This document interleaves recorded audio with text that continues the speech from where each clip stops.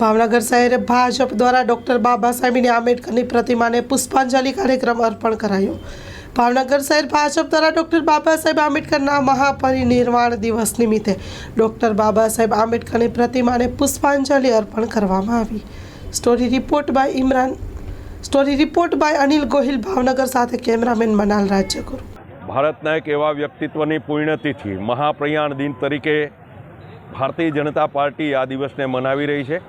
બંધારણના ઘડવૈયા, જેમનું બંધારણ બનાવ્યું અને સમગ્ર દુનિયામાં આ બંધારણને વિશેષ રીતે સમગ્ર વિશ્વએ સ્વીકાર્યું છે, એવા ડૉક્ટર બાબા સાહેબ આંબેડકરજીની પુણ્યતિથિ નિમિત્તે આજે અહીંયા ભારતીય જનતા પાર્ટી ભાવનગર મહાનગર અનુસૂચિત મોરચા દ્વારા આજે પુષ્પાંજલિનો કાર્યક્રમ યોજાયો છે।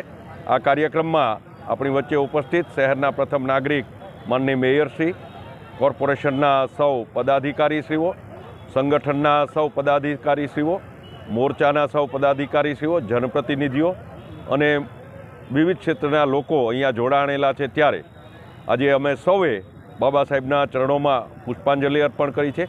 એમના જીવનમાંથી આજના દિવસે કંઈ ને કંઈ પ્રેરણા મળે અને આપણે આજના દિવસને એક વિશેષ દિવસ તરીકે હૃદયમાં સ્થાન આપી મનાવીએ, એટલી આજના દિવસે સૌને વિનંતી કરું છું।